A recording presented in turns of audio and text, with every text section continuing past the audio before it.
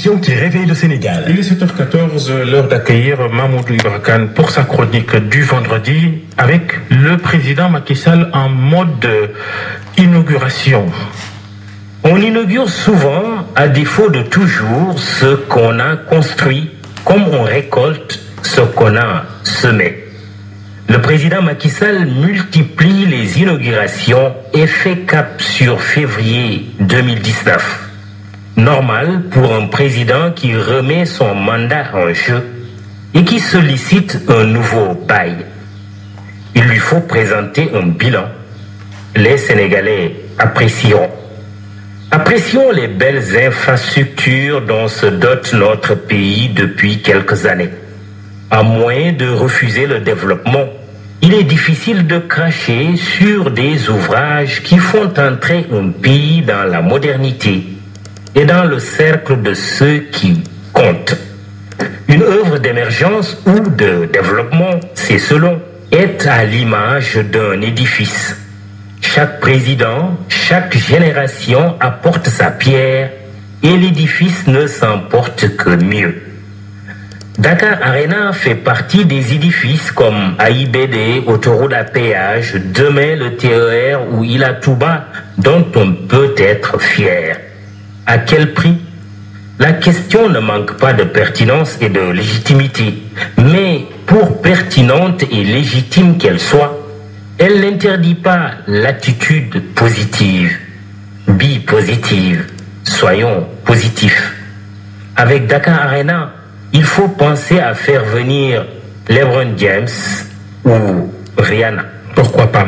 En revanche, les autorités sénégalaises, elles pêchent. On ne peut pas en douter dans les infrastructures sanitaires. Babacar, des infrastructures routières, aéroportuaires, portuaires, ferroviaires et sportives de dernière génération, c'est bien. Cependant, les infrastructures sanitaires n'en sont pas moins urgentes et vitales. 80% du financement de la santé au Sénégal provient de l'extérieur, y compris pour l'accès aux soins contre le paludisme et le sida.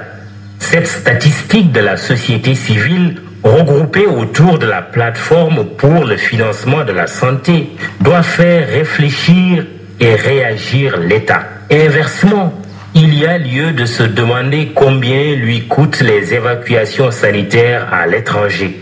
Situation paradoxale.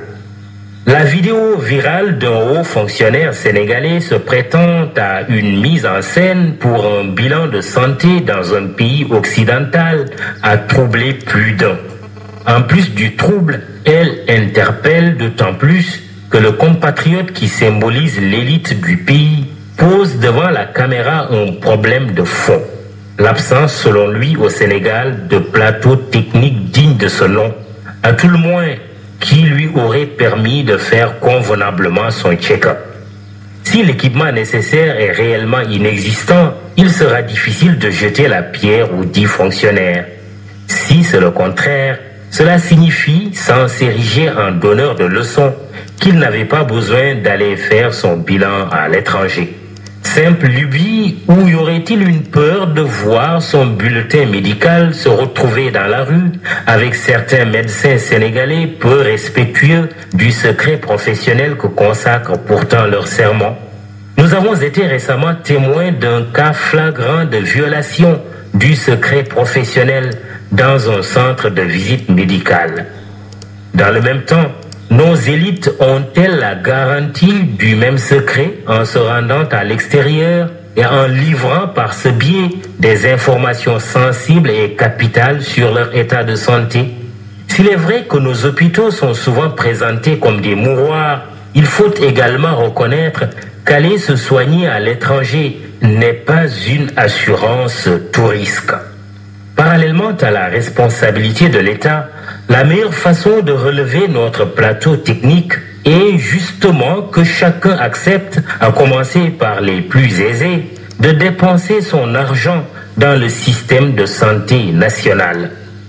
Le faire systématiquement hors du pays, même pour un banal mal de tête, est en revanche le meilleur moyen d'enrichir les autres, de relever leur plateau technique et d'affaiblir le nôtre. Vive la révolution médicale et mentale.